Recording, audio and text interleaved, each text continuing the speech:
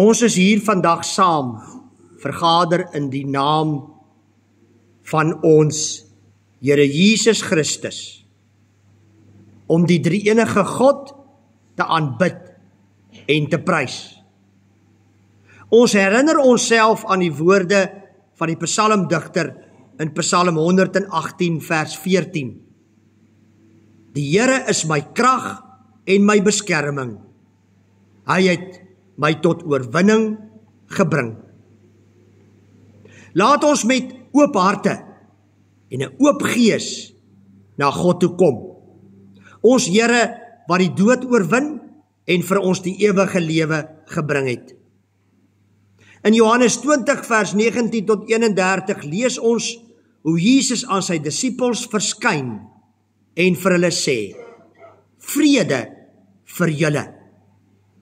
Mag ook ons vandag hierdie vrede ervaar en ons geloof versterk, soos Thomas wat uiteindelik uitgeroep het: my Here en my God. Amen. Genade en vrede vir julle van God ons Vader en die Here Jesus Christus, wat opgestaan het uit die dood en lewe gee aan almal wat in hom glo. Mag die opstandingsvreugde julle vul en julle harte aanraak, nou en vir altyd. Hierdie tyd van die kerklike jaar, van verlede Sondag af tot en met Hemelvaart, staan bekend as Paastyd. En dan konsentreer ons veral op die betekenis van Jesus se opstanding. En wat 'n verskil sy opstanding in ons lewens van elke dag maak. Ons het verlede week in die eredienslied 409 gesing. Ons hoor die Paasfeestklokke wat die opstanding van ons Here Jesus aankondig. Ons gaan vandag weer hierdie lied sing, want ons gaan nog vir 'n geruime tyd daardie Paasfeestklokke elke Sondag hoor en die opstanding van ons Here Jesus vier. As ons klaar lied 409 gesing het, dan kan julle bly staan vir die geloofsbelydenis.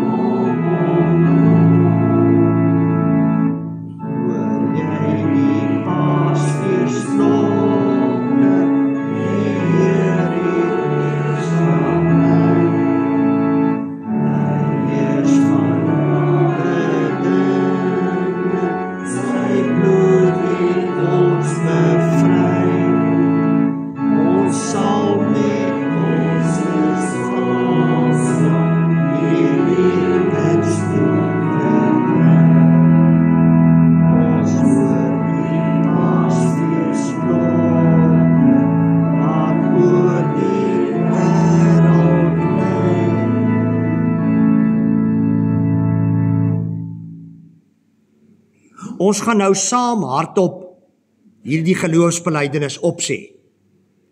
Julle sal agterkom, die woorde van hierdie geloofsbelijdenis is eintlik maar die woorde van die 12 artikels, die apostoliese geloofsbelijdenis, wat ons dikwels in die erediens opsê. Maar hierdie enetjie is ook so bietjie van 'n uitbreiding op daardie geloofsbelijdenis. So ek gaan dit lees, en dan sê julle dit saam met my, of julle lees dit saam met my, sodat ons saam daardeur hardop verklaar. Dit is wat ons glo.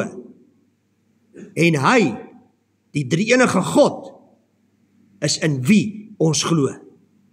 En wanneer ons daar by die Here Jesus se gedeelte in die geloofsbelijdenis uitkom, dan sê ons ook, ons glo vas en seker, dat hy die 3de dag opgestaan het uit die dood.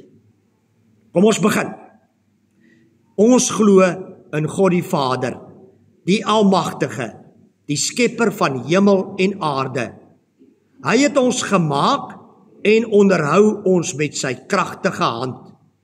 Hy is ons ewige Vader, vol liefde en genade, en hy regeer met regverdigheid en geregtigheid oor die hele skepping.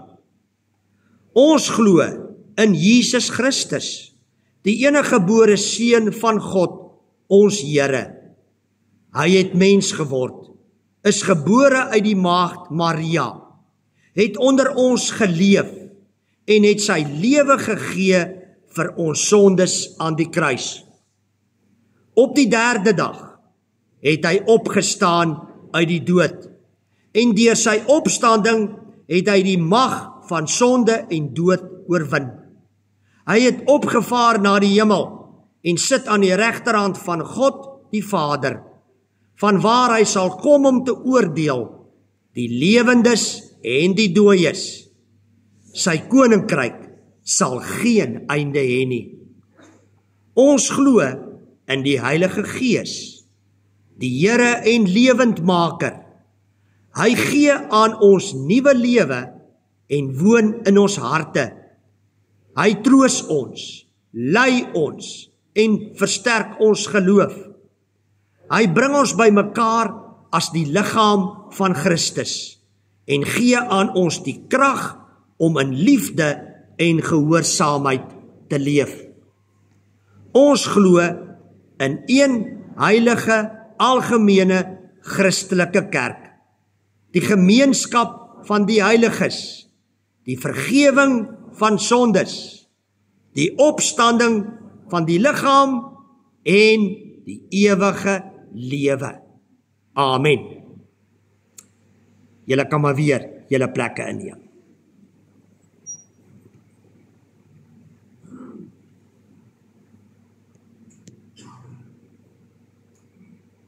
Kom ons bid saam. Liewe Here Jesus, ons het net nou in lied 409 gesing oor u opstanding. Ons het nou in hierdie geloofsbelijdenis, saam met ons belijdenis oor die Vader en die Seun, ook ons geloof in u bely. En opnuut verklaar, hardop, sonder om skaam te wees daaroor, sonder om dit weg te steek, in die openbaar, dat ons glo, vas en seker, dat u opgestaan het uit die dood. Vanoggend, liewe Here Jesus, dink ons aan mense wat hartseer is, wat juis geliefdes aan die dood afgestaan het. Ons dink aan Mali en hulle familie. Ons dink aan Tannie Emmy se familie. En dankie Here Jesus dat hierdie feit dat u opgestaan het, al die verskil vir hulle lewe, vir hulle maak. Eintlik hulle grootste troos is. Want hulle kan vas en seker weet, omdat u Here Jesus opgestaan het uit die dood uit. Daarom is Alicia, en daarom is Tannie Emmy nou by U, want ook hulle het opgestaan uit die dood uit. Here Jesus,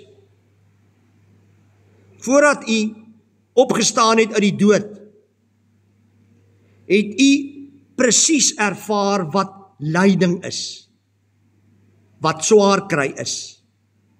U het die ergste en die aakligste lyding deurgegaan. En daarom weet U en verstaan U baie goed, as ons swaar kry, as ons ly, ook as gevolg van ons gesondheid. Dikwels al 'n baie lang tyd. En omdat U verstaan, en omdat ons hulle eintlik na niemand anders toe kan bring as na U toe nie, wil ons graag vanoggend vir almal op ons sieke voorbiddingslys bid. Ons bid vir Piet Pretorius, vir Bets Butler, vir Lily Whiteley, vir Klaasie van Pletsen, vir Tom Barlow, vir Leon Olivier, vir Neil Schoosen, vir Laurens en Charlotte Vink, vir Dirk de Beer, vir Nelly Geldenhuis, vir Henriette Hatting, vir Sonja de Pree, vir Hendrik Radman, vir Tanya Matthews, vir Bobby Snowden, vir Ben Gibbons, vir Grita Duisel, vir Bram Kreer, vir Letty Klopper, vir Corrie van der Berg, vir Lindy Weideman, vir Henny Janse van Rensburg, vir Anthony Korp, vir Helen Coetzee, vir Janet Morris, vir Tommy Thompson. En so bid ons ook vir almal wie se name nie noodwendig op hierdie lys is nie, Here. Almal wie se name U ook nou in ons gedagtes laat opkom. Dankie dat ons hulle by U kan laat. Dankie, Here, dat ons, omdat U ook die hoof van U kerk is, die hoof van U liggaam hier in Durban Wes is, dat ons daarom ook ons kermis oor 'n paar dae aan U kan opdra. Dankie vir die voorreg wat ons het om saam kermis te hou. Seën asseblief daardie dag, Here. Gee asseblief vir ons goeie weer. En Here, bring asseblief almal hiernatoe. Nie net met die oog op ons kermis nie, maar met die oog daarop dat hulle U hier kan ontmoet. In ons midde. Word U self verheerlik deur alles in hierdie kermis, ook voor die tyd en na die tyd. En laat net U wil geskied. Here, ons God en Vader, ons loof en prys U vir die oorwinning van Jesus Christus oor die dood. Dankie vir U teenwoordigheid in ons midde en die vrede wat U vir ons bring.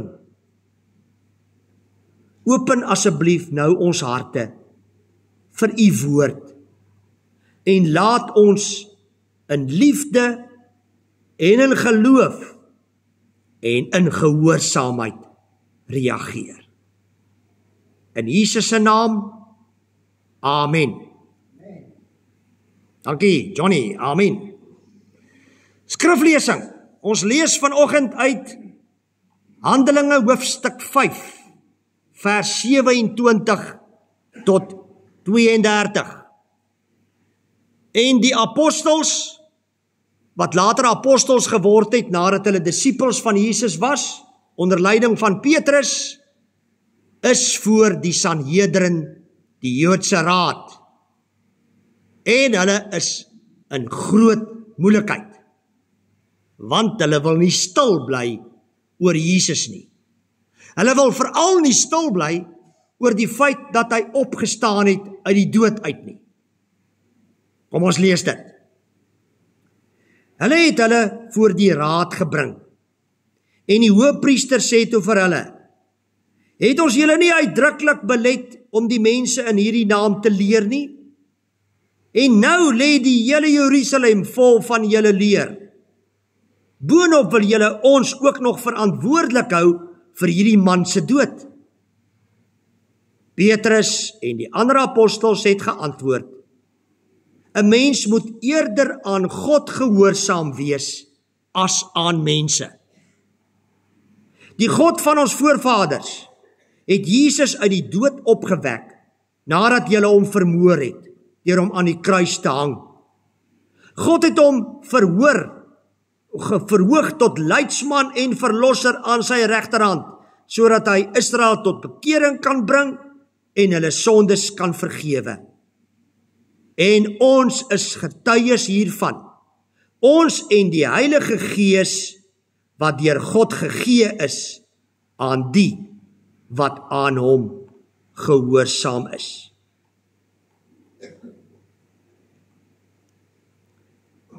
Dit is nie die eerste keer dat Petrus met die hoëpriester te doen het nie. 'n paar maande van tevore was hy in die binnehof by die hoëpriester se woning. Daar het hy die Here Jesus 3 maal verloon, waarna die haan gekraai en Jesus hom baie hartseer aangekyk het. Nou, 'n paar maande later, is Petrus weer by die hoëpriester. Hierdie keer nie buite in sy binnehof nie, maar voor hom en die Joodse raad, die Sanhedrin, in hulle vergaderplek, saam met die ander disippels. Hierdie was die tweede keer dat Petrus hulle voor die hoëpriester en die Sanhedrin verskyn het. Net 'n kort rukkie voor hulle eerste verskyning, het Petrus in die naam van Jesus 'n krepeel bedelaar genees. Die genesing het 'n groot skare getrek en die pilaargang van Salomo was vol mense. En net daar en dan het Petrus hulle van Jesus geleer. In sy prediking het hy vir die skare gesê dat hulle in onkunde gehandel het toe hulle die Messias wat na hulle toe gekom verwerp het. Hy het toe die skare tot bekering geroep. Hy het vir hulle gesê dat God Jesus uit die dood opgewek het en dat God hom na die wêreld toe laat kom en hom heel eers na hulle toe gestuur het om vir hulle 'n seën te wees, deur elkeen van hulle van sy verkeerde paaie af terug te bring. Die reaksie was groot. Ongeveer 5000 mense het daardie dag as gevolg van Petrus se prediking en die Here Jesus se genade tot bekering gekom. Die priesters, die kaptein van die tempel en die Sadduseërs het Petrus en Johannes toe net daar en dan gearresteer, omdat hulle die opstanding van Jesus verkondig het. Ons moet onthou, die Sadduseërs het nie in die opstanding van die dooies geglo nie. Petrus en Johannes is toe gedwing om voor die Sanhedrin te verskyn. Die Sanhedrin het hulle ondervra en wou weet deur watter krag hulle die krepelman genees het. Petrus het gesê dat hulle dit deur die krag van Jesus gedoen het. Dit het toe die Sanhedrin ietwat in 'n verknorsing gelaat. Hulle wou hê dat Petrus en Johannes moet ophou preek oor Jesus, maar hulle was bang vir die reaksie van die mense wat hierdie genesingswonderwerk gesien het en op Petrus se prediking gereageer het. Hulle het uiteindelik besluit om Petrus en Johannes te laat gaan, maar hulle opdrag gegee om glad nie verder in die naam van Jesus iets te verkondig en te leer nie.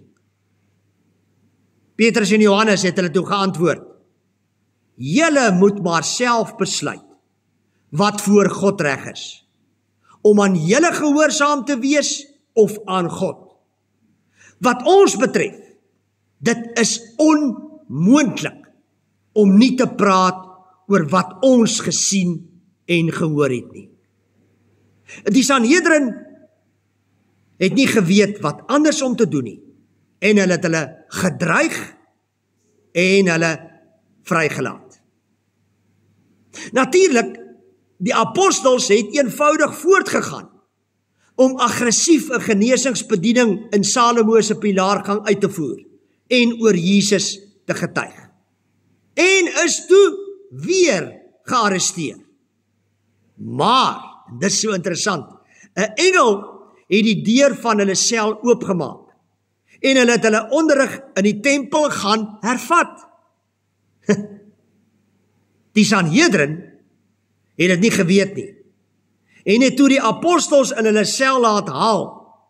Maar die tempelpolisie het gevind dat die tronk gesluit was en die wagte aan diens was, maar die apostels was nie daar nie. Hulle het toe verneem dat die apostels so wrintie waar die mense weer in die tempel leer.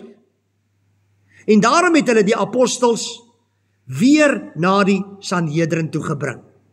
Maar hierdie keer sonder mag en geweld, want hulle was bang dat die mense hulle sou stenig. Toe Petrus en die ander apostels in ons skrifgedeelte weer voor die Sanhedrin verskyn, het Petrus vir hulle net soos die vorige keer gesê: Ons moet eerder aan God gehoorsaam wees as aan mense. Ons kan nie ophou om van Jesus te vertel en vir hom te werk nie. Dit is dieselfde Petrus wat Jesus verloon het en nou so dapper en doelgerig getuig voor die hoëpriester en die Sanhedrin en aktief en vreesloos in die Here Jesus se diens staan. Is dit regtig dieselfde Petrus? Nee, eintlik is dit heeltemal 'n ander Petrus. Die Bybel vertel vir ons van twee Petrusse. Die ou Petrus en die nuwe Petrus. Tussen die ou Petrus en die nuwe Petrus is Jesus se opstanding. Jesus se opstanding het die ou Petrus 'n nuwe Petrus gemaak. Petrus sê dit self vir die Sanhedrin in ons skrifgedeelte. Hy sê: Die God van ons voorvaders het Jesus uit die dood opgewek, nadat julle hom vermoor het deur hom aan die kruis te hang. God het hom verhoog tot leidsman en verlosser aan sy regterhand, sodat hy Israel tot bekering kan bring en hulle sondes kan vergewe.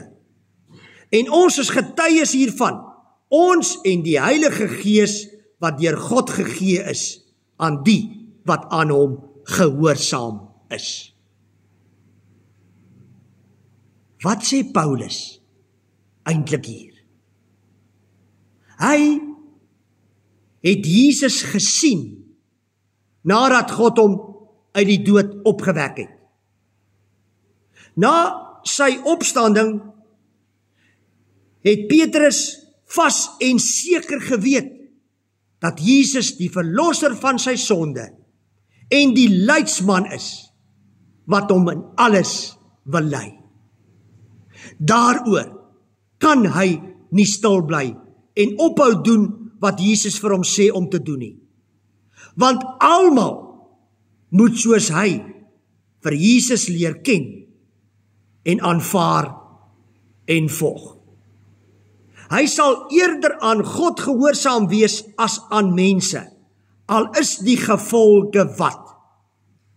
En hy weet, die Heilige Gees sal hom hierin help.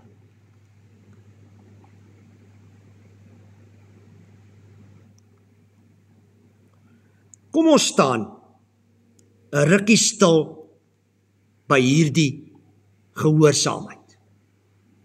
Net vir so 'n paar minute. Gehoorsaamheid aan God en die opgestane Here Jesus is baie duidelik vir Petrus baie belangrik. Die belydenis dat die opgestane Here Jesus hulle verlosser en leidsman is, moet oorgaan in gehoorsaamheid aan God. Algehele gehoorsaamheid aan God, ongeag die prys. Maar nie baie mense sien kans vir hierdie prys nie. Want gehoorsaamheid aan God gaan jou iewers in die moeilikheid bring by mense. Nes die disippels hier en op ander plekke ervaar het. Ja, moenie verras wees as jou gehoorsaamheid aan God vir jou moeilikheid bring nie. Onthou, om gehoorsaam aan God te wees beteken nie God isoleer jou van die moeilikheid nie. Jy moet dit juis eintlik verwag. Dit is deel van ons oproep en uitstuur instruksies. Jesus sê mos, ek stuur julle soos skape tussen wolwe, en ook in die wêreld sal julle dit moeilik hê. Hierdie gehoorsaamheid is meer as net glo. Daarom het Dietrich Bonhoeffer in sy The Cost of Discipleship geskryf: net hulle wat gehoorsaam is, kan glo, en net hulle wat glo, kan gehoorsaam wees. Hierdie gehoorsaamheid is ook meer as net praat. Dis om te doen wat God van jou vra. Dis om stroom op te lewe. Dit is om anders te wees. Hierdie gehoorsaamheid is om jou belang en agenda uit te vee. 'n Vrou kom op 'n dag na haar dominee toe en vra: sal jy asseblief vir my vertel wat jou idee van gehoorsaamheid is? Die dominee het 'n tydjie gedink en toe 'n skoon A4 bladsy geneem en dit vir die vrou gegee.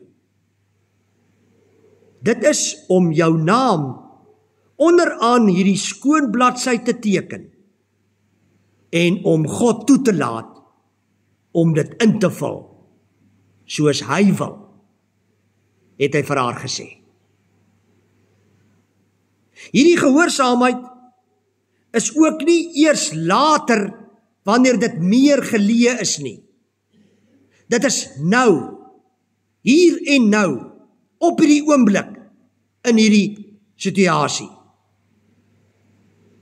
Ja, dit is soos die pa wat vertel dat hy baie probleme gehad het om sy seun so ver te kry om sy kamer aan die kant te maak. Die seun sou altyd instem, maar nooit sy woorde opvolg met dade nie. Maar toe gaan die seun weermag toe. Met sy eerste pas by die huis vra die pa: "So seun, wat het jy so ver geleer in die weermag?" Die seun antwoord: "Pa, ek het geleer wat beteken nou." Daarom spel jy gehoorsaamheid N-O-U, nou. Thomas A. Kempis in sy beroemde Imitation of Christ beskryf hierdie mooi treffend. Hy sê, onmiddelike gehoorsaamheid is die enigste soort gehoorsaamheid wat daar is.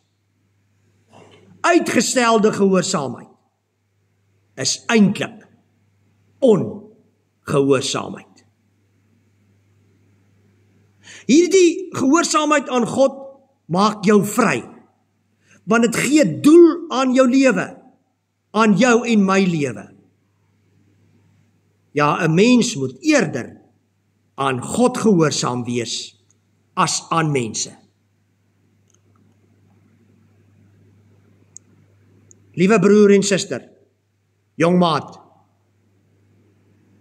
Jesus wat opgestaan het, is ook jou verlosser en leidsman. Sy opstanding het hom jou verlosser en leidsman gemaak. Jou verlosser, deur wie al jou sondes vergewe is, na wie toe jy gedraai het en tot bekering gekom het. Jou leidsman met 'n EU, wat jou elke dag as 'n bekeerde wil lei tussen al die versoekings deur, sodat jy nie meer sondig nie.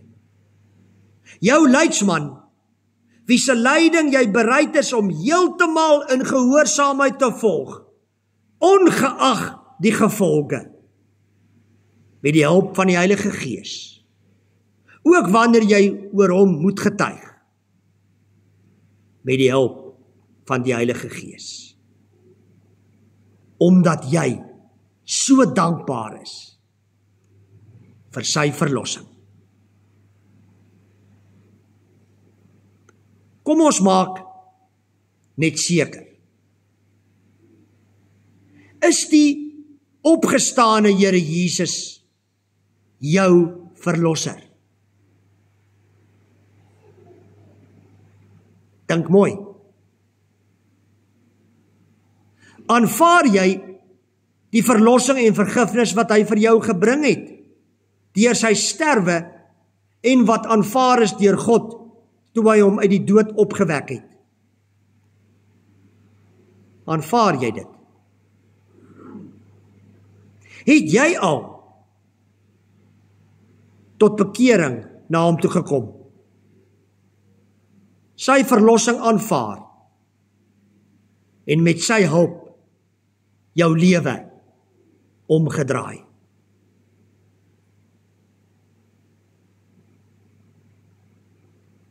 Nou dat ons dit uitgeklaar het, is die opgestane Here Jesus daarom ook jou leidsman, wat jou lei. Is jy bereid om hom in alles te volg? Ook oor en verby al die versoekings en sonde wat op jou pad kom. Ook in jou getuienis oor hom, ongeag die gevolge. Is jy bereid om 100% aan hom gehoorsaam te wees?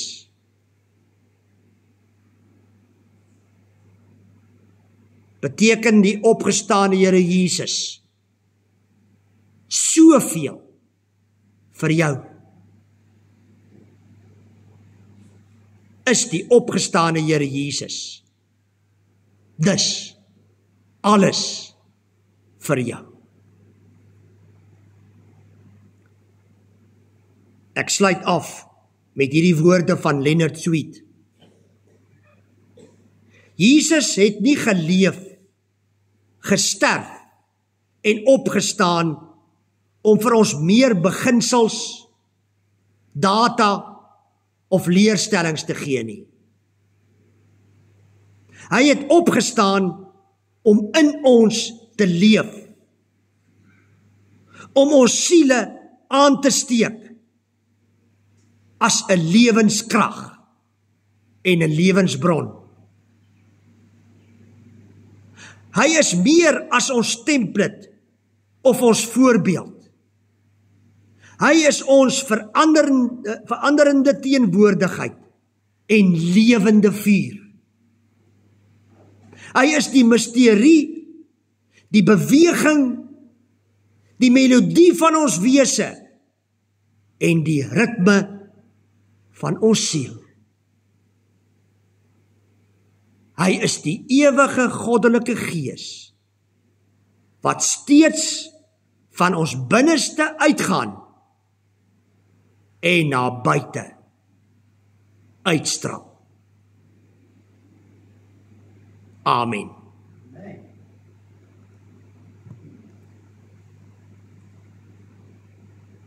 Liewe Here Jesus,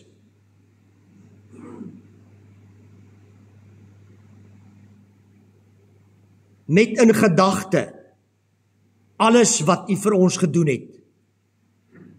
U sterwe in ons plek, U opstanding uit die dood uit, kan ons tog nie anders nie, as dat U die lewende Here Jesus, alles in ons is nie. Dit moet tog. Miskien is daar nog 'n stuk in ons, soos in Petrus, van die ou Petrus, wat U eers moet verander, sodat ons, soos die nuwe Petrus, vreesloos en gehoorsaam aan U kan wees. Ons wil so graag, soos daardie nuwe Petrus wees. Totaal en al gehoorsaam aan U.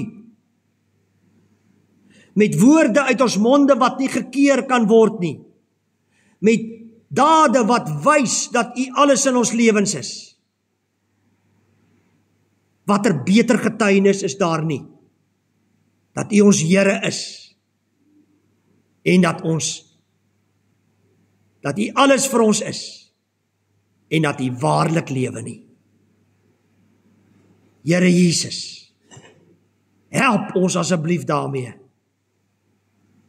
Dankie, dat U juis U Heilige Gees gestuur het, om ons hiermee te help. Ja, ons wil eerder aan U gehoorsaam wees, totaal en al aan U gehoorsaam wees, as aan mense.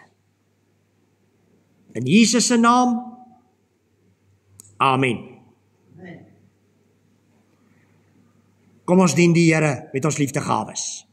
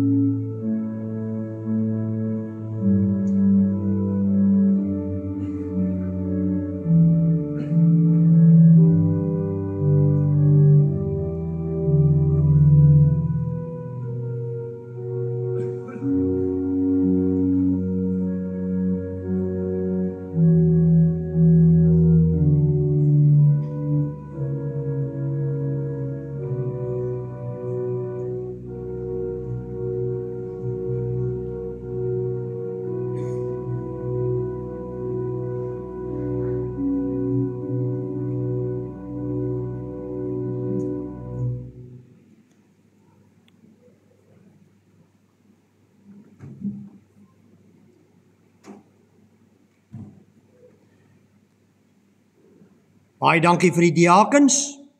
Ons sluit af met lied 422. Die Heer het opgestaan. Die Heer het waarlik opgestaan.